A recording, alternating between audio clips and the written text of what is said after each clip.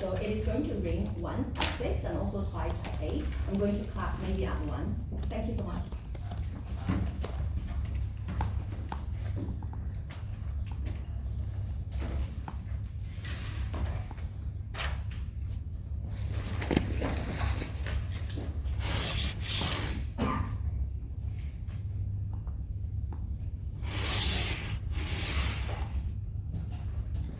Every debate about direct democracy is bogged down by a debate about logistics and voter burnout. This is how, in an imaginative sense, how you get direct democracy. A few elements of the speech: firstly, on setup; secondly, talking about access and engagement to democracy; and thirdly, talking about where we get better and more ethical policy for people. Firstly, on setup, we just say that this form of digital democracy, whatever you might make it in your imagination, is just like a form of Switzerland on steroids. That is to say that we use our fiat to make an assembly of representatives who are sort of a digital amalgamation of every single voter. That is to say that it's made up of agents who fully understand voters' preferences and interests. I think just like gut check that the average individual probably has some level of understanding that they want things like healthcare, etc. They want their kids to be able to go to school and have like a free school meal or to get resources, etc. I think people, regardless of their levels of like intelligence or capacity in society, have some level of understanding of their self-interested preferences in order to survive and have a happy life here. I think this operates like an assembly, but no, I think crucially it can also operate more round the clock than the average assembly. Like I'm pretty sure most fucking parliaments have like 6 months of the year off. I think this isn't constrained by those same constraints of humans because it is technological here. I think in terms of how it probabilistically looks at, say,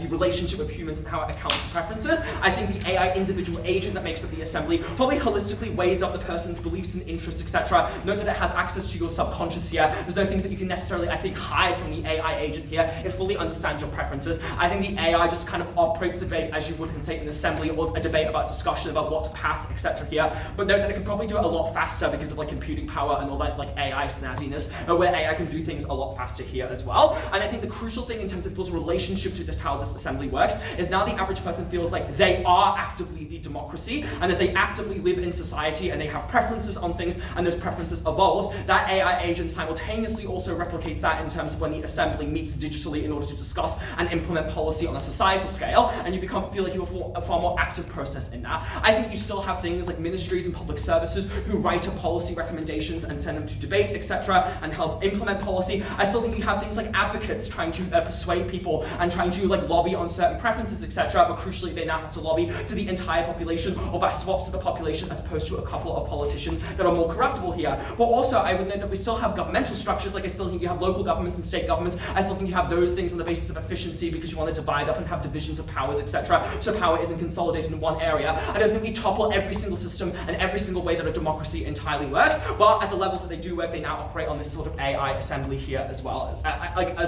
First argument why we get more access and better engagement with democracy here. I think that firstly that the status quo is constrained by a few things that are quite problematic. The first thing is that politics is a series of concessions. To vote for your number one interest or your number one priority, you may have to vote for someone who you simply do not like, or you may have to vote for a packages of policies that that person supports that you may simply not like, and you have to make those forms of compromises here. But also people promise things, and then there's lots of technicality constraints that can often mean that things don't get delivered. There can be unpredictable coalition discussions, there can be sacrifices to manifestos, etc. Like I think it's intuitive that lots of politicians go into promises and they base those promises on things like optics, and then they get to the actual technicality, the bureaucratic technicalities of passing it, and simply don't for a variety of reasons, regardless of whether the politician is malicious in terms of their intent here. But thirdly, I just think that in some cases there is a malicious intent in terms of policy. I think you have things like gerrymandering, which washes out percentages of the population arbitrarily and silences their ability to vote because they vote often in homogenous blocks for their own homogenous interests. But secondly, I think you have things like vote buying and lobbying that often permeates to the very top of government, and in many cases, like the United States, compromises policies to such a corrupted degree that the policy is passed actively to give billions of dollars to corporations and allow you to just trash the waterways that the average person uses when it comes to things like AI data centers, for example, here.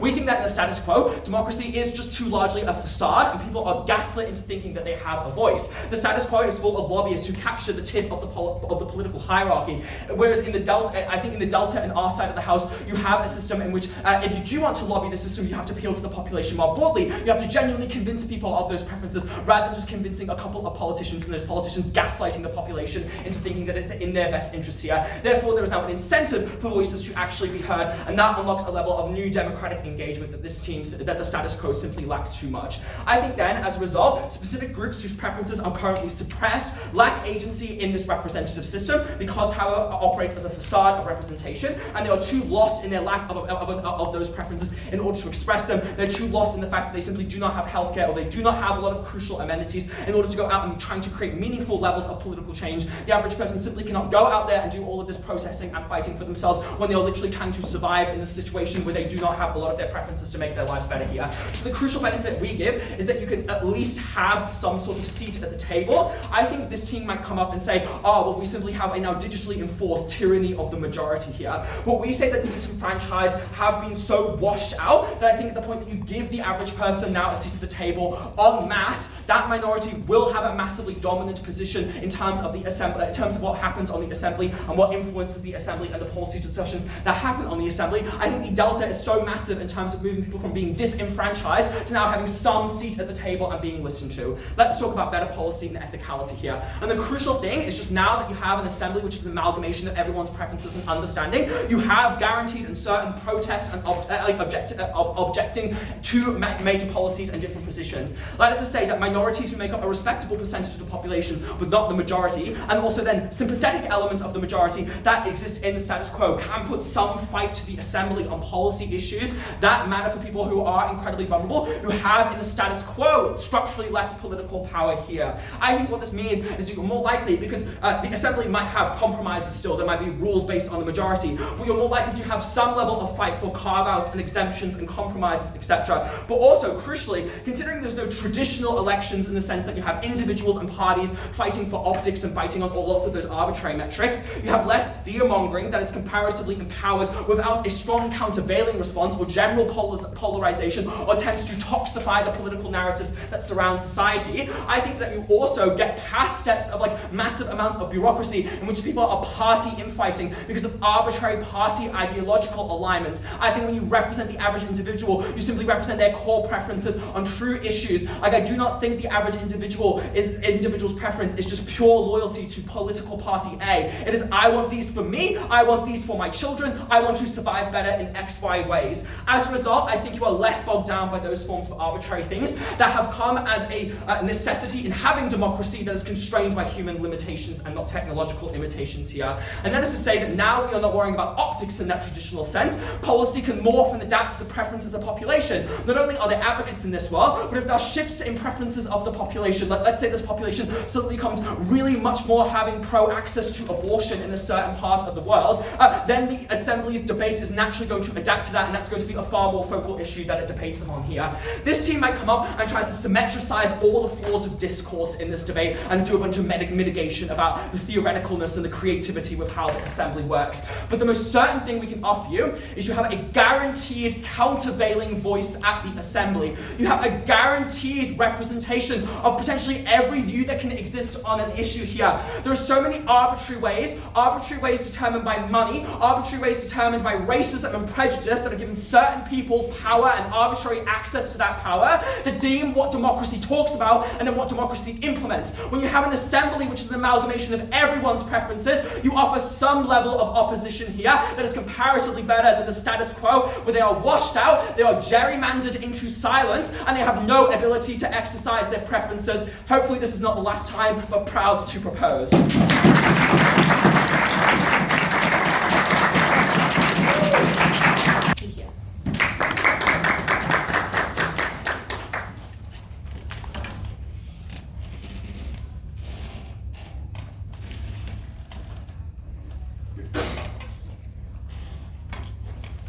I'm first going to talk about AI, and then I'm going to talk about direct democracy. Firstly, on AI, the first response they give as to why it is difficult to weigh preferences is, I think, really trivial. Because if I have two preferences and I prefer one of my preferences to the other, it's really easy to actually understand which of them is the underlying preference. I don't think it's going to need to have, I don't think it's guessing on these bases. I think people already, when they vote, do things because they weigh up preferences, because they prefer one preference to another. I think that is absolutely something that is incredibly feasible. What are the other things they say about why AI is at risk of being manipulated? The first thing I want to note is that, again, this is a very speculative policy. I think it relies on the presumption of a significant quantity of AI development. It relies on the assumption of significant investment into this kind of technology for a long period of time, which I think means a few things. Firstly, I think it means that actually it is likely to get checked significantly before it gets introduced. I think it's likely to be checked. I think there's a lot of checks and balances that you can introduce in regards to it. But I think additionally, I think that the way that you persuade the AI is not by persuading an AI. The way that you persuade the AI is by persuading a human, and the AI reflects the fact that you have persuaded the human. Which means that their arguments about trying to manipulate AI are, I think, a bit flawed. Because actually what you need to do is you need to change the beliefs of the human, and then you'll have an AI that mirrors those effects. And I think that is actually something that is not a harm of the AI in this world. And in fact, I think it's actually a very good thing. I think it's good because what we explain in Owen is that in the status quo, if you want to manipulate democratic systems or things like that, you only need to manipulate the very people that are currently elected representatives. There is a very small set of people that need to have their minds changed for everyone to need to be affected by that. The flip side is that on our side, in order to change the beliefs and the attitudes and the behavior of these AI in elective governments, you need to actively manipulate all of the people, which means that you do need to persuade the average person, you do need to persuade the median voter, and I think that's actually a pretty good thing. The last thing you say is that even if it works very properly, people are going to perceive it fails because they have distrust of AI more generally. But I think that's I don't think this applies to this type of AI, because this is a type of AI that people get constant and immediate feedback on. Every single time that it votes, you are able to see whether or not it's voting in the way that you believe. I think that means that you're likely to actually trust this AI more than you would trust other types of AI, because the types of feedback you get are the types that mean that you do actually directly respond to it very frequently. You are likely to be able to perceive it.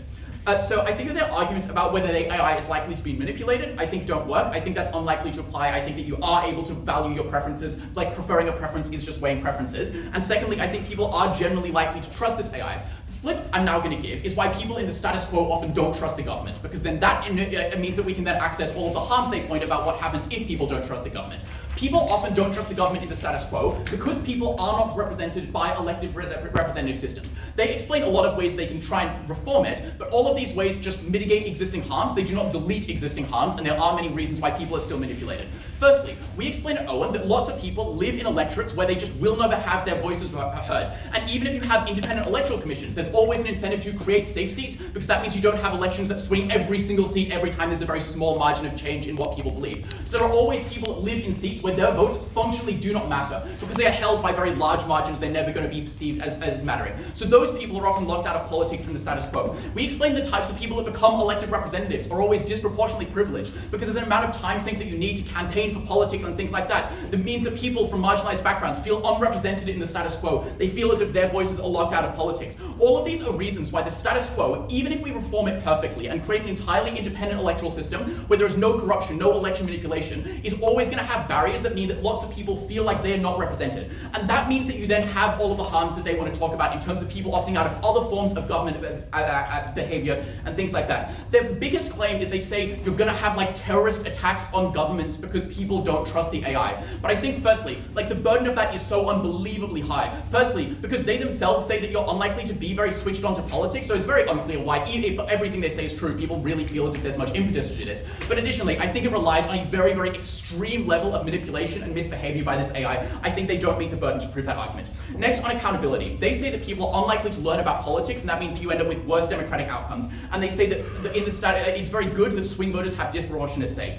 Firstly, on whether or not people actively learn about politics. We explained at Owen that there is still an incentive to learn about politics, and there is, even more importantly, still an increased incentive for people to educate about politics. Because every single person's vote now matters, which means that political lobbyists that very much care about it, those are the swing voters that they talk about. They assume are always the swing voters, but I'm about to explain why they're often not actually a tipping point. Mean that they always have the incentive to try and change people's minds, to try and educate people. They want to fundamentally change people's underlying beliefs, and they are likely to behave in that way. The second thing is I think that politics does still affect people. You still have the incentive to think about where tax money is going and things like that. It does materially affect you. Even if you do not vote, you are still affected by politics, so you still have the incentive to be informed and educated about it. So people are still switched on, and you still have a lot of people that are trying to make sure people are informed, so I think you do still get sufficient accountability. The last thing they say is that swing voters disproportionately matter in the status quo, and that's really good. A couple of flips of this. Firstly, this is just often untrue. Firstly, I think that this argument essentially means that if one type of issue is the swinging point of an entire election, it's really good that we have good beliefs on that. But I think there's lots of reasons why actually lots of swing voters or people who care really strongly about things aren't heard in the status quo. Firstly, when you vote fundamentally based on whatever is the single most important thing to you at that time. People have diverse opinions. You could really deeply care about something. You could care about it immensely. But if you have two immensely caring issues that go in diametrically opposed issues when you're voting for candidates, you are not heard whatsoever on some of those issues in the status quo. You're heard far more on our side because you're able to have those diversity of opinions heard, and I think that's actually a really good thing. Secondly, swing voters are necessarily the median voter, because that's how you actually win elections in the status quo, by trying to get most people to vote for you. And those people probably often aren't the people that care the most intensely. I don't think it's true that the types of people that currently have the swing vote in lots of parliaments are the types of people that are most in need of things like welfare or things like that. I think the median voter is often quite middle class, and therefore I think is not likely to care as much about it. And if they do care a lot about it, then that's a reason why a fully democratic system would vote for them as well. Conversely, we actually increase the amount of weight that is given to disprivileged voices, because they're more likely to actively be in parliament, which means progressive policies are more likely to pass. Let's do some weighing on why democracy is actually incredibly important, even if they prove that some potentially bad policies are passed.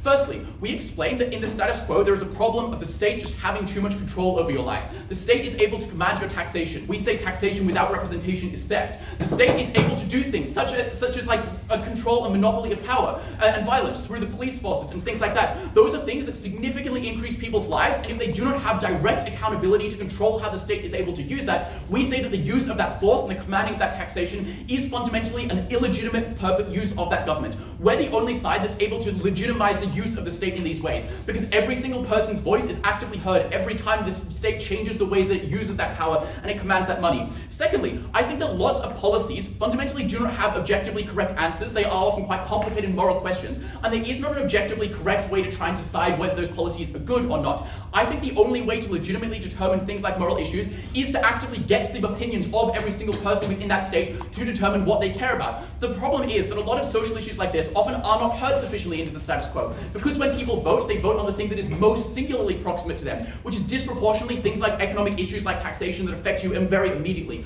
Conversely, we're able to actively approximate the collective beliefs of everyone on every sort of issue, which means that when the state makes decisions, they're decisions that more accurately reflect the people. Impacts of that. Firstly, that is just a principal good. But secondly, because the state is actively acting in ways that people want, we then get even more trust in the state. That's the flip of the biggest argument they give. People trust the state more because it acts in the way they believe. AI can understand if you preference one thing over another thing, that is a preference. We're able to get governments that actually act on that.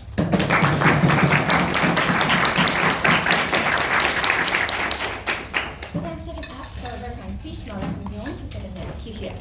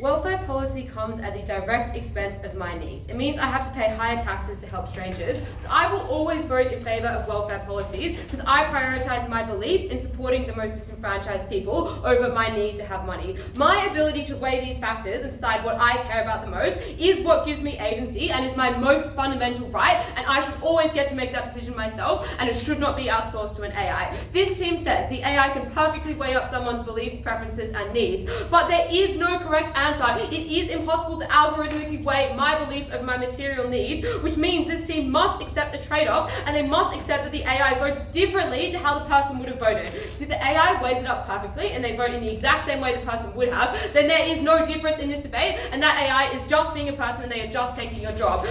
If there is no difference in the debate, I'm going to prove a series of additional harms of having AI, on why more use of AI is bad and why engagement is important. But first, I want to win the debate on the trade-off this team must make, which is this AI must vote differently to how the person would have voted. That means the AI must weigh their needs over their preferences, which is how people currently vote, and that is a harm. So, firstly, why is it that minority policies never get passed on their side? Secondly, why do politicians represent the preferences of people better? Thirdly, why does this result in an overuse of AI? And lastly, on why we are winning on engagement. Firstly, minority policies never pass on their side because their claim on minorities is that you get guaranteed representation, but this does not matter if policy does not change. There is no benefit of having an AI agent that is 1 in 24 million represent your ideas if that AI agent does not lead to policy. What is the change then? You should be sure that the AI will prioritize needs more than someone's preferences, because right now people are voting 100% on their preferences, because that's a choice that you make at the ballot box, which means if there's any change, the AI must weigh your needs more than your preferences. The issue for this team is that someone's needs are certainly selfish.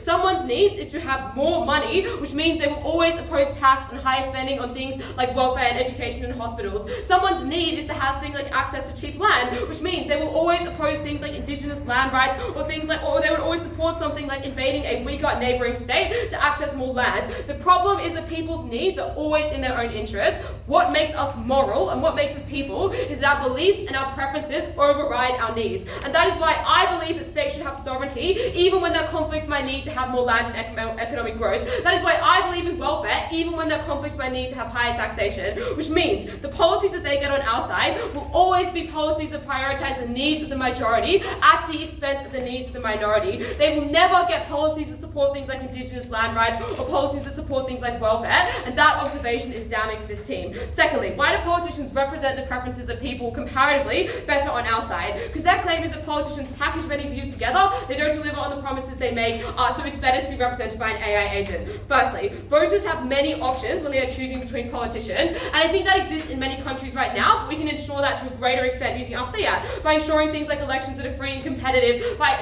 stopping parties from doing things like cracking down on oppositions, and by ensuring the independence of the courts, all of which means we are supporting a world where voters are choosing between many different political parties and many different politicians. But secondly, even aside from the main election of the country, voters engage in politics in many ways. They also vote in things like primaries, which means you can shape the package that a politician is presenting to you, so you can vote for a candidate that is going to be more left or like further right or like only centre right if you're a Republican voter, which means that you have influence over that. You can vote directly on policies through things like citizen-led ballots or referendums, all of which suggest that there are many ways that people can influence those sorts of packages that people have. Their mechanism here does not make sense though, because they say that politicians would package in policies that are unpopular and that voters don't want. But why would they do this? Because obviously it is always more popular as a politician to choose the policies that have the most support in your voter base, because that's going to ensure that you're the most likely to get elected again. Politics is a brutal game. There are many other opponents who could be elected in favour of you, which is why politicians would always choose to have a policy platform that was more popular. The only reason the status quo that they sometimes don't is for problems that we can fix. It's because of corruption, which we use in our counter model. We explain we would have things like transparency, we would limit corporate donations, so that means the politicians are not, for instance, voting in corporate interests, they are always just voting in the interest of people. We can fix things like gerrymandering, because we can, just ban, we can ban it, because they can just divide like electorates by area, and it is unconstitutional to change electorates just based on how people vote. All of which suggests that the actual issues do not exist, which just means that politicians care about the preferences of people. But lastly, there are many other ways that politicians are accountable. People can engage in politics on many levels. All of which, what you should believe at the end of this, people's preferences are legitimate. People often preference things that they believe and that they care about. Politicians at the moment represent those preferences, because they represent the preferences of the majority. The AI would represent the needs of the majority, and that is a certain harm for policy outcomes. Secondly, some new substantive. If you believe this debate is about an AI that would vote exactly how a person would vote and weigh up everything perfectly, this team loses the debate, because that means that society would use AI way too much. The mechanism here is that this is a huge increase in the use of AI, because as they explain, this AI is running constantly, like it's constantly collecting information on your beliefs, preferences, and values, which is additive to any other AI you use, and it's synthesizing incredibly complex information, all of which is this is like a 200% increase in the amount of AI that the world uses. There are two harms to this argument. Firstly, there is a huge environmental cost, because the scale scale of energy needed, obviously we're assuming feasibility, but there still can be harm to something that is feasible, and the scale of energy this team needs is exponential. That energy comes at the cost of people who could use that energy. That energy comes at the cost of the environment when it is powered by fossil fuels. That energy increases the price of electricity for everyone else. Genuinely terrible harm. Secondly, this entrenches the power of AI companies because now governments are reliant on a company to ensure, like people are reliant on a company to ensure that they have democracy, to ensure that society continues to function and the policies get passed, which means an AI company has so much leverage that they threaten to turn off or change the AI. But secondly, they can intervene directly because they can now influence policy because the AI is the one deciding the policy, which means they will make policy that promotes things like AI regulation, all of which suggests that AI will become more prominent faster, it will take more jobs and cause more economic harm. And this argument unlocks, particularly if you believe that AI perfectly weighs preferences and beliefs and it just votes in the same way as a person. But even if this team actually accepts their trade-off, I think this argument is still incredibly important because you should not weigh a marginal improvement in democracy over huge costs to everyone in society. That is why we don't hold elections every week, because that would be incredibly expensive and that would come at the cost of taxpayers, even if that would marginally represent people's preferences a little bit better. So democracy is not more important than those outcomes. Lastly, we win the debate on engagement, again, independent of whatever policies the AI would actually support. Even if the AI would support good policies that win people's interests, we explain people are less engaged in democracy and that is a harm. What are their responses to this claim? The first one is that they say that people will just try to change minds to change the AI rather than intervening in the AI directly. But the issue for them is that for the reason that people do lobbying now, which is that it is easier to change one agent's mind rather than change 25 million agents' minds, that is the reason why people will always try to interfere with the AI first rather than doing the more difficult thing of changing people's minds, which is why it is in fact a risk that you should weigh incredibly highly, that a powerful actor is able to intervene in this AI, and therefore, that's terrible if that happens. That means the policy is not in the interest of people. But secondly, our claim is about perception. People are afraid of AI, and they will get increasingly so, because it will take their jobs more. So even if it doesn't actually intervene in the elections, people believe it does, which is why they will lose trust. Next, they say the AI gets constant feedback on you, but holy shit, it is just you. What is the difference in this debate if it just votes in the exact same way that you does? This team needs to identify a trade-off. Comparatively, why do people trust the government on our side? They say people in safe seats feel disenfranchised because they can't engage in politics.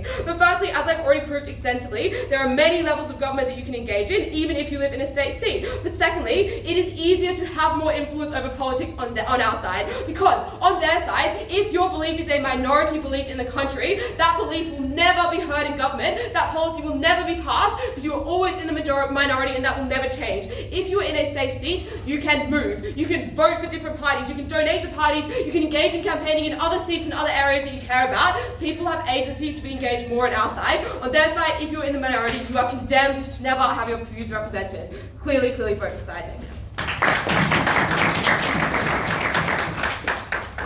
Present the second note for my speech. Now let's move on with the third act. Here.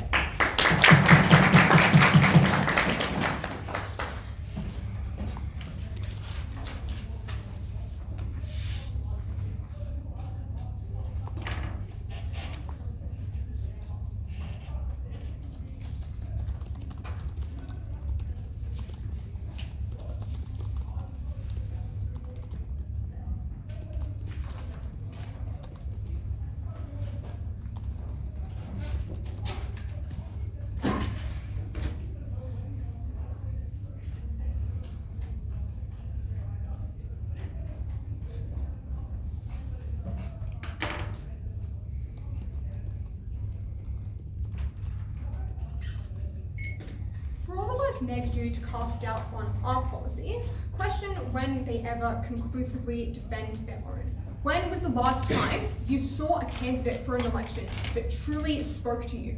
When was the last time you saw a government that never passed a policy that you didn't like?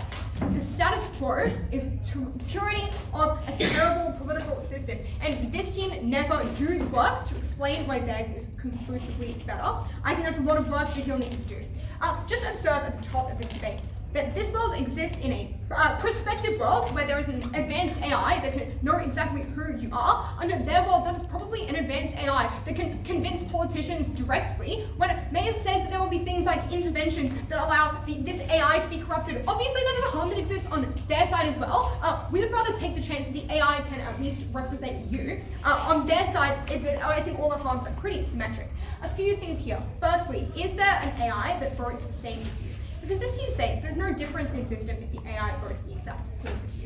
just observe that under the status quo, you vote for someone who never votes the same as you. Obviously, which one do you prefer? I think you should prefer our system. A couple of things here.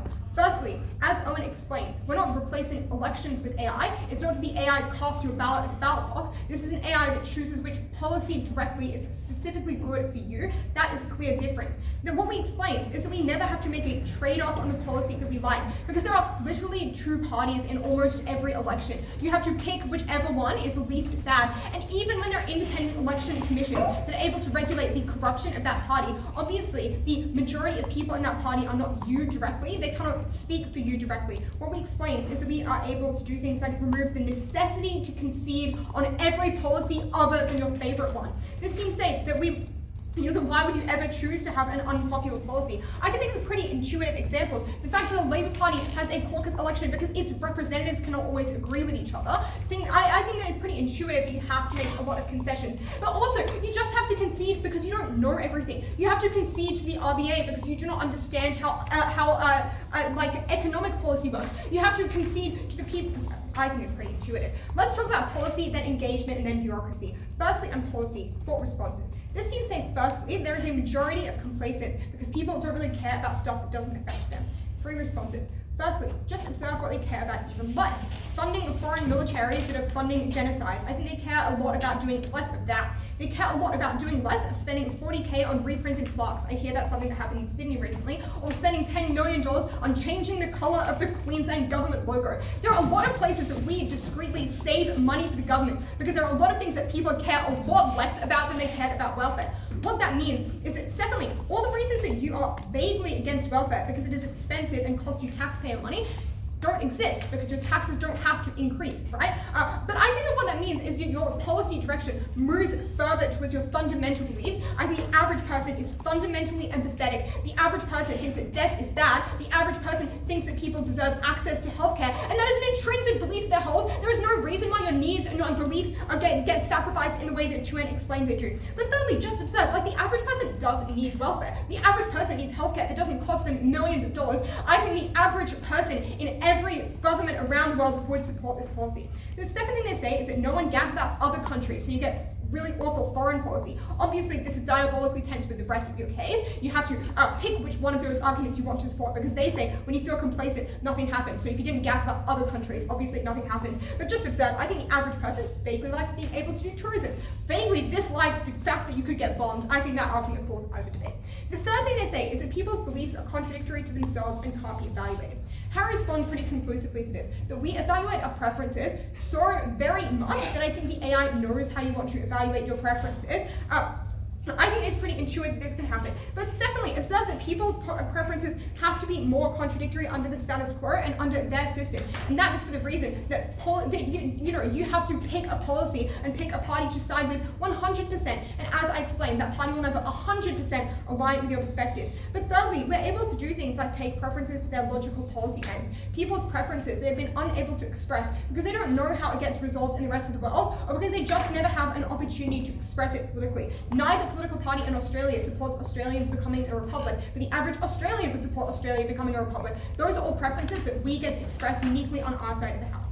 The final thing this team say is that people don't update their preferences because there's no impetus for them to do so. Firstly, observe obviously the impetus for people to change their policies under status quo is the fact that the government does shit you don't like. I think it's probably on average good that when the government is vaguely siding with your preferences, that you don't update your preferences because your preferences are getting fulfilled. Secondly, obviously that would be tense with their claim that people dislike this system. If the AI does stuff that you don't like, obviously you update your preferences. Sounds pretty good to me. But thirdly, I just think a lot of people really do care. And I think that intuitively you are far more likely to do things like support minority communities when they're not giving smear campaigns by MAGA voters, when they're not being given when governments are not giving speeches against these people. You are far more likely to support a minority when you have got your healthcare covered, and that means you can turn your brain to basic empathy. But finally, a lot of people advocate for their own needs. Obviously, people's own needs don't fall out of this debate. When you are experiencing disenfranchisement, that makes you uniquely angry, and you can turn to other people and start convincing them of their perspective, and they are better able to listen to you under our side of the house. let's talk about civic engagement. This team has said 3 things. The first thing they say is that AI is particularly fallible, or AI is less likely to represent you, and is going to do things like try to convince you to believe something specific. Just observe that is a far higher burden than what exists under the status quo, because that would have to convince people to intuitively believe in their fundamental system of belief that they care about a policy, whereas under their system, all you have to do is take a few dollars and say you believe something, and that is how bad policy gets passed. Obviously, our system, it is far harder to convince people to believe things that are against their interest. Obviously, when I do stuff like quote scientific papers in my essays at university, that doesn't mean I believe or disbelieve it. I'm just reading it. That wouldn't change the kind of vote I pass if AI tries to convince me something. The second thing they say is that people think the AI will fail and won't trust the AI. Firstly, obviously, I do think that at the end of that debate, that is probably contingent on what kind of policy the AI passes. We give you a lot of reasons why the AI passes policy that is good for you. Secondly, obviously, you have to consent to this system to some degree. The AI has advanced sufficiently that people have opted into this system. Sounds pretty good. The final thing they say is that people think that AI doesn't vote in the way they vote. Firstly, just observe, that is true under status quo as well. You never know what the resolution of your call to your local MP was. You never know whether your politician has voted in the way you wanted in the Labour caucus. I think that is relatively symmetric. Secondly, Harry says that you're probably able to see the way the AI has voted and passes policies. But thirdly, I just think if you don't see policy that you want, you just assume that other people have different preferences to you. And maybe that gives you impetus to convince other people to believe in your policy preference, to discuss your policy preferences with more people, to discuss your beliefs with more people. That's probably an independent benefit that people are chit-chatting about morality. Sounds pretty good to me. But obviously, it also leads to more civic engagement. People debate more. The next thing that next say is that AI companies become more dominant and have more power under the system. Firstly, be creative. Secondly, we have the feasibility of a mind-reading AI probably requires that it has a high degree of safeguards. But as I explained at the top of this speech, obviously, symmetrically, AI companies have a lot of power because they've progressed to this point in the debate. We'd rather they were doing democratic stuff. Finally, on bureaucracy, because we get no response to this, we explain that we have no time limitations due to term limits. We do not have to waste time debating about filling the potholes. We can negotiate policy for longer instead of pushing the vote on IE to council reps back years of elections. To get all of next counter model, they have to sacrifice all of the time that we say so proud to affirm.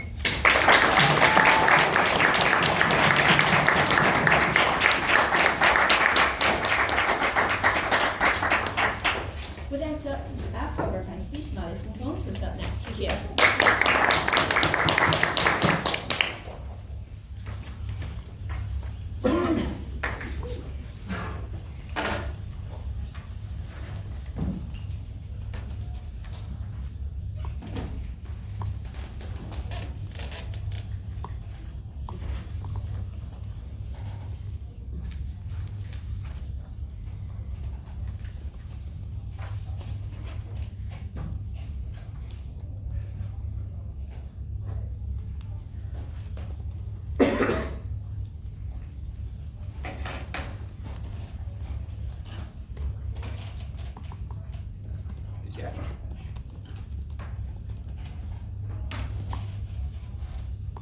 There's a very scary line in Owen's 1A when he says that people will now be voting on issues that they're otherwise silent on. And the question you need to ask panel is, when are people silent? They're silent when they do not care about an issue because it's a minor harm to them and a big harm to another group. They're silent when they have the worst and they have the least amount of knowledge on an issue and they do not have an opinion that is rather good. And they're silent when it is the beliefs that they're ashamed of, the beliefs that are not popular to say, the beliefs that you internally suppress and will not vocalize. And that is the problem that this team has. When people are silent, those are when they vote in the worst ways. But secondly, this team, in a cowardly way to get around our case, makes like the biggest blunder ever. Because their claim is like, the reason why you still engage voters is because you need to change people's belief so they change what the AI will eventually do. But the problem is, if you're changing people's belief, you can still do that in the bad ways that they talk about. You can still do things like have populist rhetoric that is anti-migrant, that changes people's beliefs immediately. You can do things like blast fake news at people to make them believe that the crime was committed by a migrant when it was not, so they suddenly become really tough on crime. And that is the problem that where their case backfires on them. Because their case is that they get more dynamic policy, and policy can act quicker in between without needing another election. And that's where you cannot even out things like fake information. That's where you don't have enough time to scrutinize those beliefs themselves. That's why you get those policies policies immediately being enacted in bad ways, which explains why, on the comparative, politicians are unable to do things that are so blatantly bad, because they do have long-term accountability on their own personal career for political incentives. But when individual rogue actors can suddenly massively manipulate the population, make them believe things that are reprehensible, they will immediately do regrettable policies. Firstly, I'll talk about democratic accountability. I'll then talk about trust. I'll then talk about the exogenous harms of AI. Firstly, in democratic accountability, we identified that there is a structural problem in democracy, which is to say that it does not account for the severity of people's preferences. That's to say, I as a minority may care a lot about something like hate speech, because that affects me to a very personal level, and that changed my life very meaningfully. But a vast majority of the population may have a borderline belief that the government probably shouldn't intervene in my free speech. I like saying what I want to do. I don't want to have the possibility of the government cracking down on me, and they're never harmed by me getting hate speech. And the problem that exists is in their system, that person will always vote to not have the hate speech laws, and I will vote not to have hate speech laws.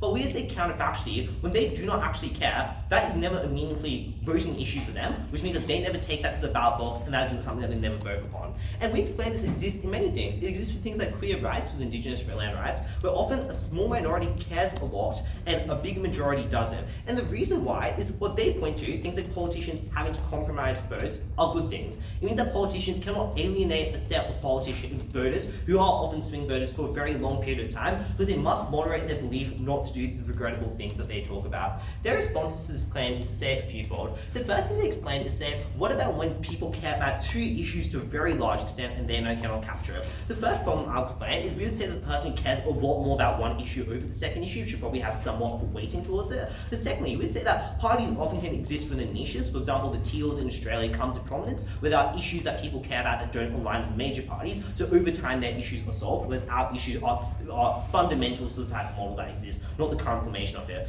Secondly, they say that swing voters are often the median voter, so it's not actually minorities. The problem is this doesn't understand our claim. Because our claim is that minorities, yes, they are not the majority of the voters, but they are often a swing voter for the reason they have policies that affect them to a great extent, and it's electoral competition over their votes, which explains why when margins do matter in politics, in certain seats, for example, Michigan, Minnesota, it is important that you don't deeply disenfranchise these voters, because they'll lose trust in you for a very long period of time, and they are able to be represented. That's the first issue we identify with democracy, that they never do consider it.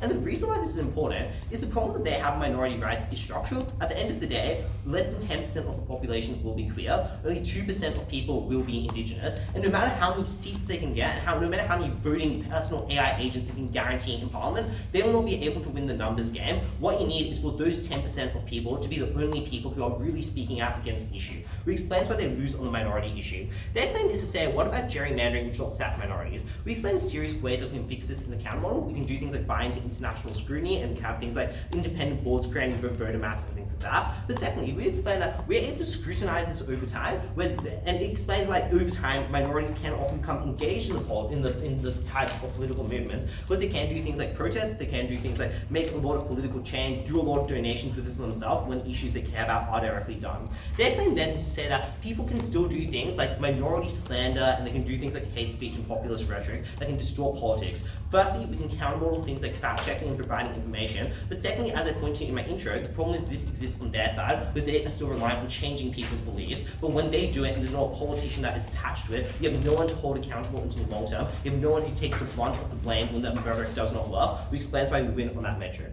But the second issue that we identify is that people need time to formulate their opinions, and we explain that in many instances, people, when they are not forced to formulate their preferences into a vote, when they're never forced to pick between two issues and consider the trade-offs that exist in policies, they do not actually formulate their preferences and beliefs, which is prior to their case. Their responses say that politics affects people, but the problem is, yes, it affects people, but the problem is people assume that the AI will be able to do the thinking for them, which means that they themselves don't think about the types of policies in a particularly detailed way, which gets the worst form of harm. It explains why people sort of care enough to have their beliefs manipulated, but they don't care so much, do so much scrutiny into the types of beliefs and how they change their internal beliefs, which explains why you get the harms that they talk about, things like misinformation, things like politicians doing bad rhetoric and things like that. So that explains why in many instances people inform their beliefs better, and that is good.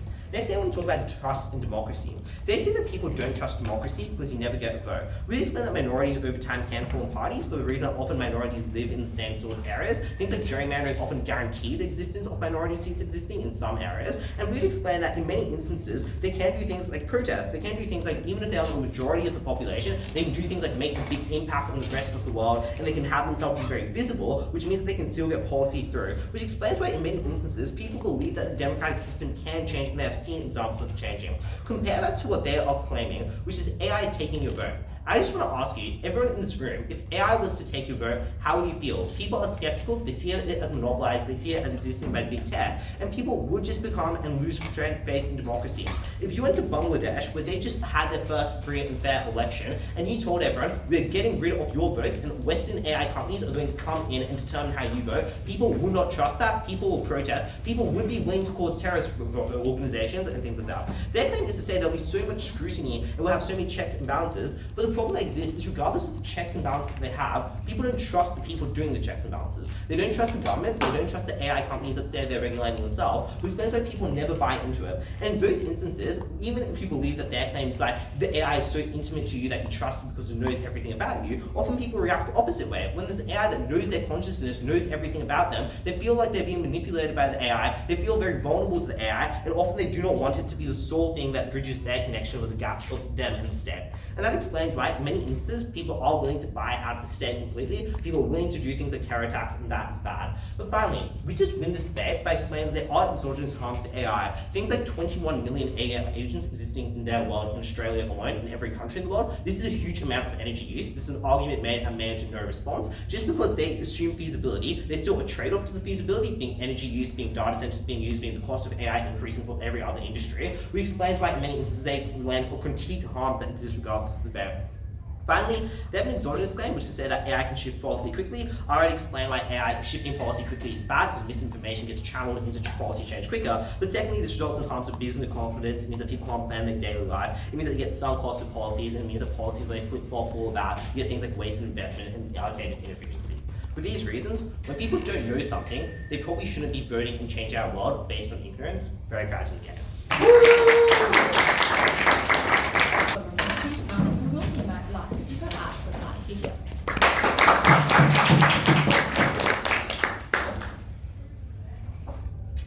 Ollie observes in reply that citizens stormed the US Capitol for less, makes it seem pretty symmetric in this debate. The Capitol gets stormed on both sides. The question actually is firstly, we explained that there is not going to be a decrease in trust. Firstly, because it is going to vote in the same way as you. Firstly, note that they dropped the claim by third, because we do establish, firstly, like preferences between preferences are preferences. You can check it because it will vote, and you can ask the question, would you have done the same thing? This is likely to be something that is going to vote in the same way as you. And then they ask, what is the point of difference? I'll explain what the point of difference is later. We win on principle. But I think the additional thing is that we explain that in the status quo, there are significant levels of distrust, and people do not feel represented. And we explain that for all of the work they do to say, we can magically model every perfect democracy imaginable, we explain that that is impossible. That a functioning democracy necessitates things like safe seats and people's voices not being heard. That even if you make voting as easy as possible, there are always groups that are underrepresented in parliament or find it impossible to run. There is not maximal trust on their side, so all of the harms of lack of trust also accrue on their side. The comparison is that everyone feels as if every single time there is an issue they have an opinion about, their voice is heard. If anything, trust is better on our side. Two actual impacts then. Firstly, we get better policy outcomes. Secondly, we get better direct democracy. I think that AI is a red herring. Firstly, on policy outcomes, we explained that in the status quo, Dorothy just lists for you, but I think structurally it makes a lot of sense. There are so many policies that actually are just bad that people would not vote for, except for the fact that lobbying interests control governments and things like that. And these are mass expenditures that are just not worthwhile. They would not occur on our side because people would not vote for them, and lobbying would not have the same effectiveness if you need to lobby every single person rather than just elected representatives. They say that there are a set of policies where some people care very deeply about them, but the average person does not care much about them, or maybe has slightly bad takes. The problem is, I don't think they explain why in the status quo you do get this like magic optional referenda on every policy like this. You do not get a chance to vote on all of these issues in the status quo. And in fact, we explain that in the status quo, it's also very likely that even if you have these kinds of elections, people are still likely to be favorable to them. The average person is benefited by public services and welfare and education and healthcare. The problem is when people vote against their own interests in this way because of things like lobbying, which is likely to be symmetrical, so actually we're more likely to get very good policies. Additionally, having efficiency in policy making is a very good thing. Circumstances can change incredibly rapidly. It is very good to be able to react to very uncertain and sudden things. That is something that we get very definitely. And also, we just explained it doesn't have to be an instantaneous change. You just don't need to wait like 2 months until the next sitting week. So even if you believe that like changing a policy overnight is bad, that doesn't have to be our case, because we can still change dramatically faster than them. So we do get better policy, because I don't think they do pass the particularly progressive policy they say, and we explain why it's likely to occur anyway. But the additional thing that we explain is even if identical policy would largely get passed on both sides, or even if this would vote in the exact same way, we explained that just on a moral level, we have a more democratic system. We explained that the average person has a nuanced set of beliefs, and that set of beliefs cannot be heard in the status quo, because it is impossible for every single person in an electorate to simultaneously vote for someone that reflects every single one of their opinions. And we're the only side that gets proper representation on that. We explain it's a principled necessity when the government takes your tax money and the government controls police. We explain it's incredibly important when the government decides social issues that do not have objectively correct answers. So we get a far more democratic system, because nuance is actually heard, because nuance does exist in people's opinions, and we actually reflect it. The last thing they talk about is they say AI is a bit scary. Firstly, for the purpose of this debate, each voter in a given country has a personal AI agent, so it already exists on side negative. Like, it's unclear why this is a huge change. The AI already exists on both sides of the debate. But additionally, I think that we explain why actually a lot of people are quite skeptical of AI in a lot of ways. The AI does not vote. The AI is a mirror that reflects people, and if the people don't like AI, it's not going to become a magic lover of AI in this way. I don't think that's a harm you need to worry about. We thank both teams for a fantastic 2-week run of the debate. Thank you so much. Cross-time hack.